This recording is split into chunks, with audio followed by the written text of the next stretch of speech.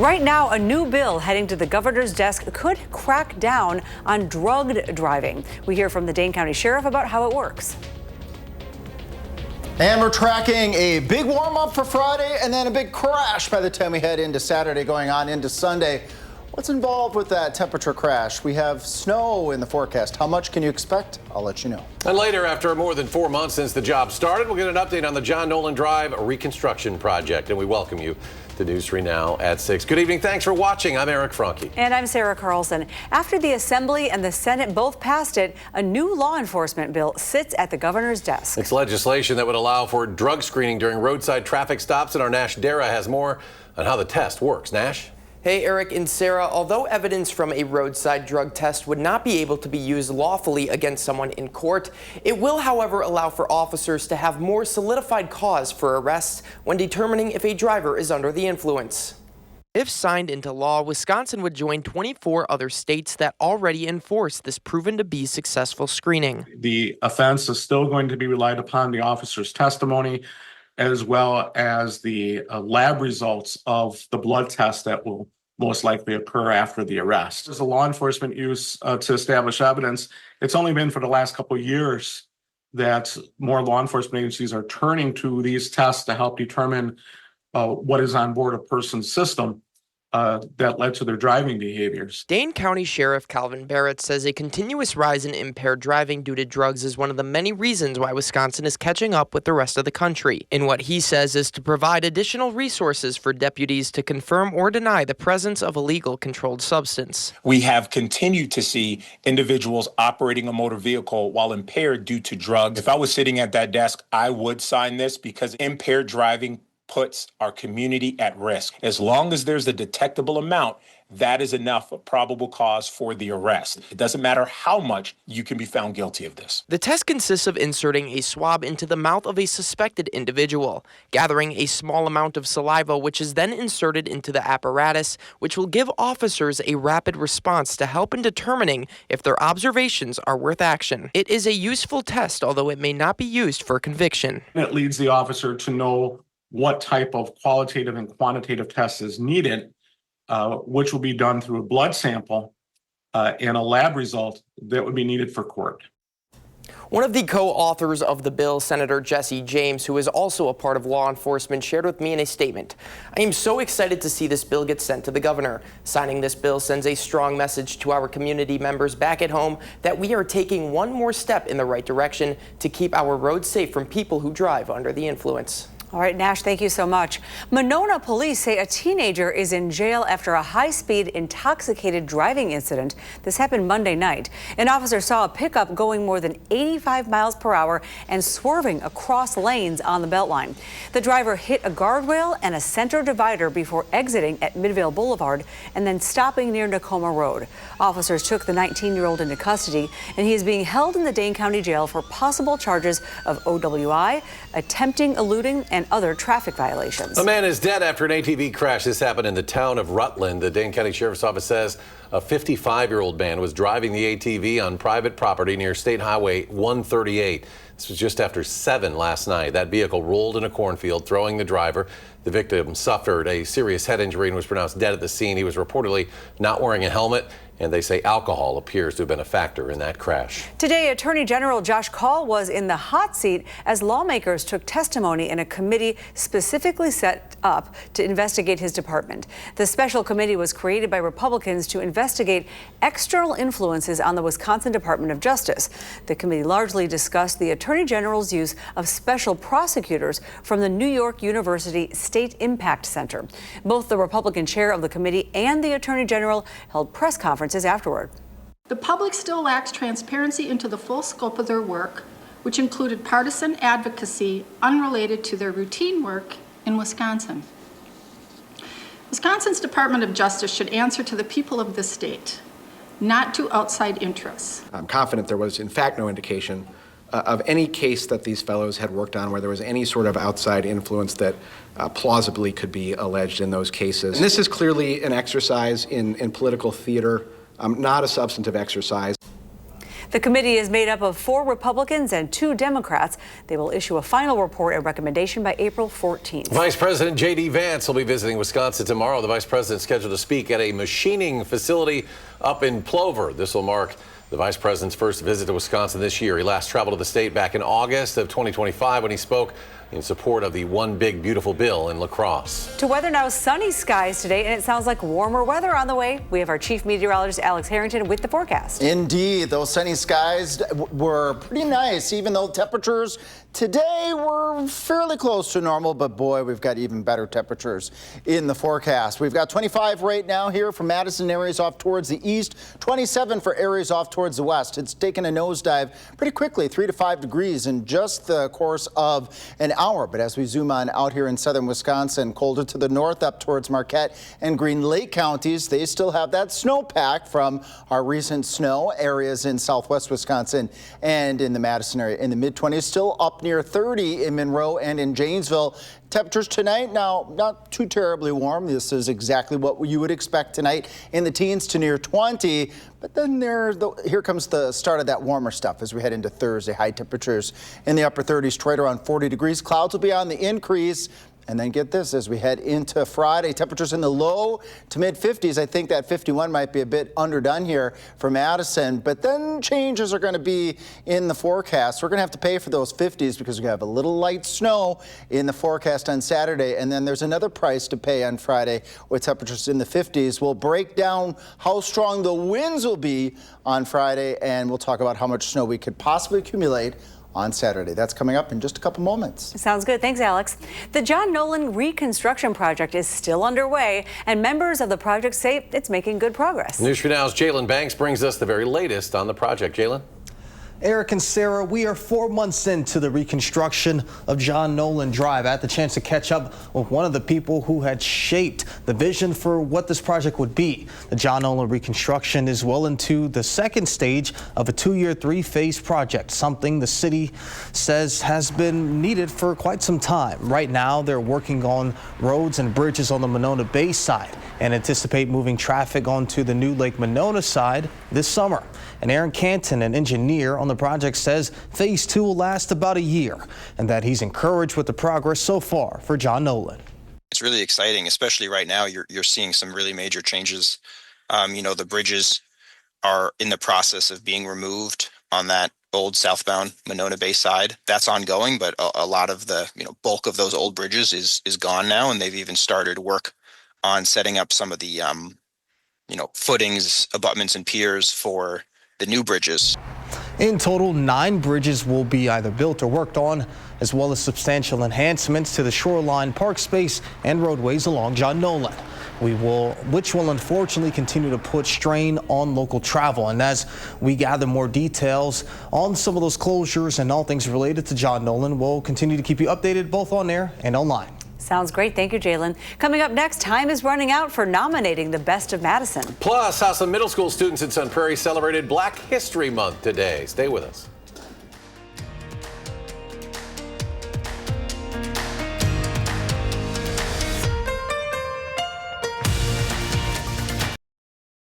News 3 now at 6. Moving forward.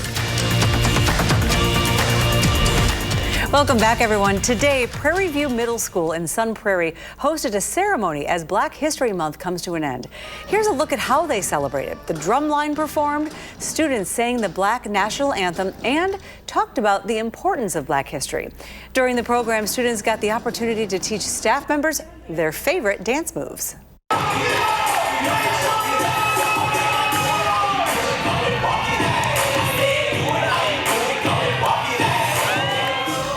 Well done. They're having so much fun. I love it. In addition to staff and students dancing, the students highlighted 100 years of Black history with a poem and highlighting pivotal moments of Black history throughout the decades. You have just a few days left now to nominate your favorite restaurants, businesses, and people for Madison Magazine's Best of Madison. Just head To channel3000.com, write in your nomination in each category. You can nominate once a day. Last day to nominate is February 28th, which is coming up this weekend. Still ahead, the Packers look to find some future stars down in Indianapolis. And when we come back, that's different for the green and gold. Well, I should say what's different for them this time around as they get ready for the NFL Combine. And 50-degree weather is in the forecast. We're not making it up, but it comes with a catch. Alex will explain. The much-anticipated Survivor Season 50 debuts tonight with 24 returning players. This season, the Survivor fans are at the heart of the show, helping shape the game by choosing many of the rules. How about that? Now, some of the returning players include Jenna Lewis-Doherty, who first competed in Season 1, and Season 45 winner Dee Valladares. The 3-hour premiere of Survivor 50 starts tonight at 7 o'clock right here on CBS and streaming on Paramount+.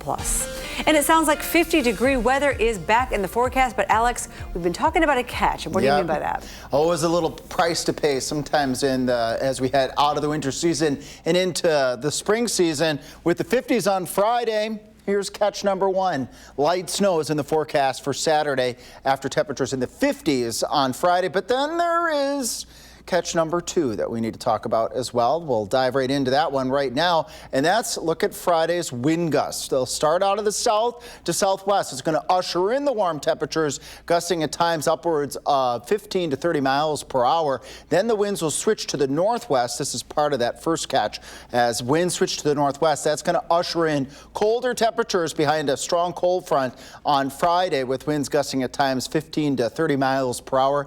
And then the temperatures are going to take a big old plummet as we head from Friday going on into Saturday. So enjoy the temperatures on Friday, even though the wind's going to put a tiny little bite in there. We'll have temperatures in the low to mid 50s, especially from Madison and areas to the south towards the Wisconsin, Illinois border. And then here's the crash. That 55 sticks out quite nicely there. And then so do the 29s on Saturday and on Sunday. And we slowly climb our way back into the 40s to near 50 by the time we get to the end of the 10-day period. And that price to pay Saturday and Sunday is with some snow. Widening things out in case you have any travel across the state of Wisconsin or adjacent areas. On Saturday, we've got a little bit of light snow for southern Minnesota, northern Iowa, and then that sneaks right across southern Wisconsin rather quickly during the late morning hours on Saturday, going into the early evening hours on Saturday with light accumulations. A little bit closer to home, this is what that looks like. Light snow in southwest Wisconsin, Lone Rock, Boscobel, Mineral Point, near Madison right around 8 o'clock Saturday morning. And that scoots across southern Wisconsin, especially from the Dells down to the Wisconsin-Illinois border. Like any winter weather event, any north or south shift in that track could change up overall amounts. But right now we're thinking about a ½ inch to maybe an inch. Some places might pick up an inch and a half or 2 isolated. So light snow is key on Saturday, but just enough that we could have a slick spot or 2. Temperatures tonight, 15 in Madison, near 20 towards the Wisconsin-Illinois border. If you look at this map, can you guess where the snow still is on the ground? Look up towards Camp Douglas, over towards Marquette and Green Lake counties. Temperatures around 10, a little bit colder when you have that snowpack on the ground. Highs tomorrow in the upper 30s to right around 40 degrees. Those clouds will be filling on in during the daytime on Thursday with that 55 on Friday, and then that slow climb out of that upper 20s, but that's fairly close to normal for this time of year. We were just recently spoiled with that 55 on, well, we'll be spoiled with that 55 on Friday, and we had that 64 not too long ago. Late next week, we could have some showers and even some thunderstorms in the forecast Thursday, Friday, going on into Saturday. And speaking of thunderstorms, not expecting those storms to be severe, but it is that time of the year for folks to get severe weather ready. You don't want to change the channel after our 6 o'clock newscast. You want to stay right here on Channel 3. Our Severe Weather Ready special will air from 6:30 till 7 o'clock, right up before Survivor. So you have plenty of entertainment this evening. You're going to learn from our First One weather team what goes into issuing watches and warnings. It's not our team that does that. You'll find out just who does that at 6:30. What goes into alert day decision making, the latest on Southern Wisconsin's severe weather research, and all the tools that we use for severe weather coverage. We'll give you a behind the scenes look at that, and also what goes into our mock severe weather drills that we do routinely throughout the year so that we are always ready to be first on and last off when severe weather hits. But hopefully this spring season, maybe we'll get a break. The last two have been busy. I know, crossing your fingers, yes. But you're on it. Yep, we'll always be on it, and at 6:30 we want you to be on it by tuning in to Channel 3. Perfect. Right after Thanks, the show. Alex, thank you. Well, the NFL Scouting Combine starts tomorrow as all 32 NFL teams are looking to find their future stars. But as News 3 Now senior Packers writer Jason Wilde explains, this year will be a little bit different for the green and gold. This week marks the 9th time that Brian Gutekunst has been to the NFL Scouting Combine in Indianapolis as the Packers general manager. But it's the first time he's been there without a first-round pick. Packers traded away this year's and next year's first-round picks, along with Kenny Clark, their 3-time Pro Bowl defensive tackle, to get a big-time player back in August. That, of course, was Micah Parsons, their star edge rusher. And so among the questions Gutekunst faced in Indianapolis this week was whether he regrets that trade now that he doesn't have a first-round pick to work with. His response was about what you'd expect. Him getting hurt, potentially missing? Yeah, none. No. He impacted our football team, and not only on the field, but in our locker room in such a positive way. We're really excited for the years to come. So. Now, Micah Parsons had 12.5 sacks at the time of his torn left ACL, and while he is not expected to be ready for the first game of the 2026 season, he is ahead of schedule on his return, and his hope is to be back in the month of September. It's a big challenge, but he is a big part of what the Packers and new defensive coordinator Jonathan Gannon are looking to do. We've got more on Parsons and everything else Packers on our website, channel3000.com. And while you're there, make sure you sign up for the Packers newsletter, which delivers our coverage directly to your inbox. In Green Bay, Jason Wilde, channel3000.com. Jason, thank you. And the Bucs are back on television, Wisconsin tonight, taking on the Cleveland Cavaliers. Milwaukee looking to build off last night's win against Miami as they try to work their way back into the playoff picture. Hey, they're just a game and a half back in that 10th and final play-in spot right now. Meanwhile, the Cavs, they picked up a convincing win over the New York Knicks last night. Tonight's game tips off 7 o'clock, again on our television Wisconsin or Channel 3.2. Coming up next, the Wisconsin women's hockey team is whole again after losing some of their players to the Olympics. After the break, sports director Andrew Banstra has more on the team preparing for another tournament run. And now, News 3 Now Sports, brought to you by TDS. Welcome back. Olympians from the Badger women's hockey team went to Milan and showed the world how hockey is played in Madison. And on the biggest stage, they finished the job. And as sports director Andrew Banstra reports, they're now back in Wisconsin to finish off another job. Last week, Team USA women's hockey took the world by storm, and now the 4 Badgers who were at the center of that gold medal victory are back home from Milan with the hardware to prove it. Caroline Harvey showed the world what we already knew here in Madison. She's among the world's best, named the MVP of the entire tournament.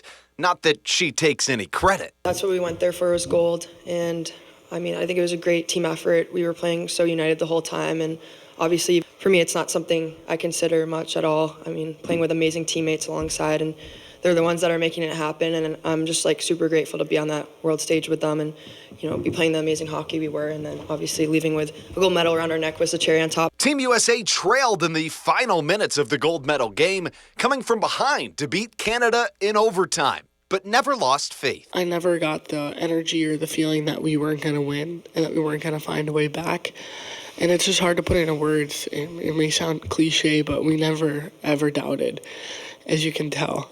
So we had a hell of a run, and we just capped it off in a pretty dramatic fashion. It's one thing to win a gold medal and a whole other thing to do it with your teammates that you go all the way back with. All 4 of us actually played at the same high school at some point, so we've kind of been alongside each other's journeys before college even. To be able to live out our dreams together is something that's super special and you don't get to see very often. We've all had really different journeys, since we met each other, when we were basically little kids, and so it's just really cool to see everyone's hard work pay off, and then to be able to watch everyone have so much success on a world stage was just something that made me really happy for everyone.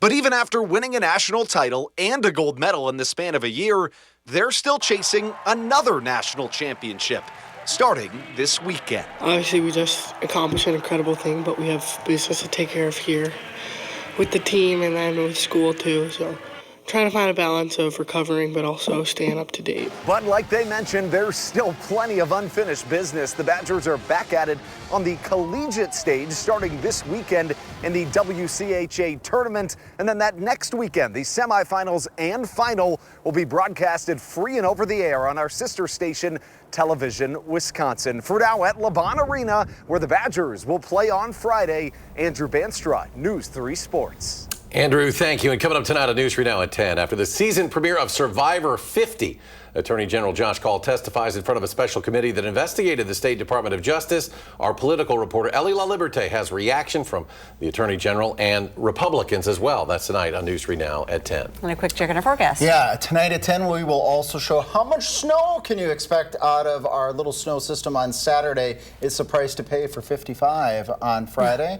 And we'll talk more about the snow chances on Saturday, as I mentioned, at 10, but also talk more about the extended, how mild and how warm will we go as we go out into March. I got the very latest coming up. That's going to be tonight at 10. Again, you don't want to miss that because we're going to be tracking this on Saturday after that 55 on Friday. We know a lot of you out there are fascinated by severe weather.